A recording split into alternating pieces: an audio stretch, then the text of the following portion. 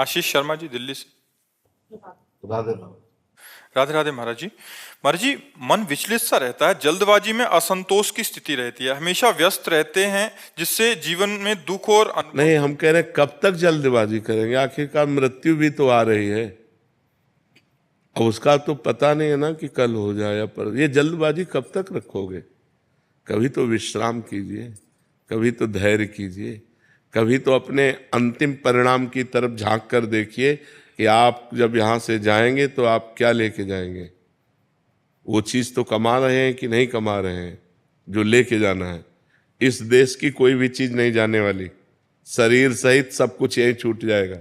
उसके लिए जल्दबाजी है और मृत्यु आ रही है, वो तुम्हारी एक एक सेकंड गिन रही है। जिस समय आखिरी सेकंड होगा, वो चाहे जवान हो, चाहे बूढ़े हो, चाहे बालक हो, चाहे गर्भ में हो, चाहे गर्भ के बाहर हो, वो मार देगी। अब जब यहाँ से हम जाएंगे तो हमारे पास क्या है? यदि नाम जप किया है तो हमारे पास है, या पाप कर्म किया है, पुण्य कर्म किया है, वो हमारे पास है।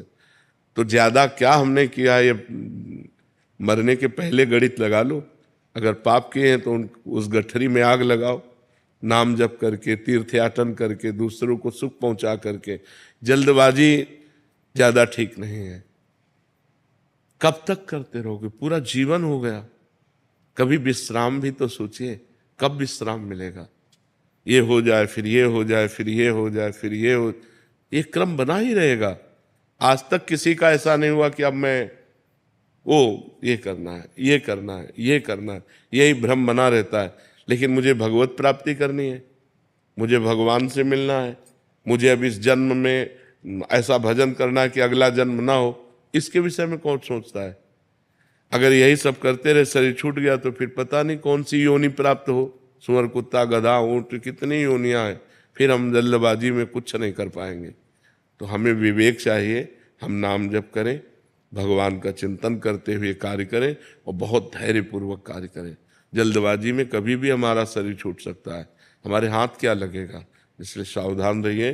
पवित्र भोजन, पवित्र विचार, पवित्र आचरण और नाम जप, तो आपका जीवन अच्छा रहेगा। फिर मन शांत रहेगा, फिर प्रसन्न रहेगा।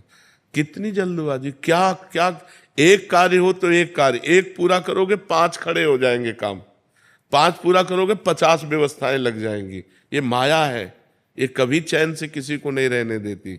वही चैन से रह पाया जो भगवान का आश्रय ले लिया और भगवान का भजन किया। नहीं, सब परेशान है, सब परेशान है, सबकी खोपड़ी परेशान है।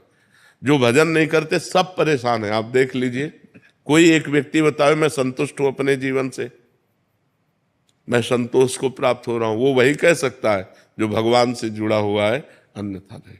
इसलिए नाम जप कीजिए, पवित्र आहार, पवित्र विचार, पवित्र आचरण कीजिए।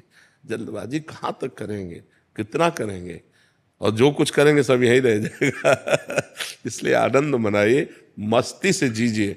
मनुष्य जीवन मस्ती और आनंद के लिए, पर हम लोग मस्ती और आनंद शराब, व्यभिचार, गंदे आचरणों में ले जाते हैं। नहीं, जितेंद्रियता, पवित्रता, भगवान का चिंतन, इसमें आनंद और मस्ती होती है। जहां मस्ती की बात आई तो शराब और गंदे आचरणों की तरफ लोग भाग जाते हैं कि मस्ती उस, नहीं नहीं, उधर मस्ती नहीं, उधर तो पतन है, नाश है। मस्ती तो सच्चिदानंद भगवान की तरफ है।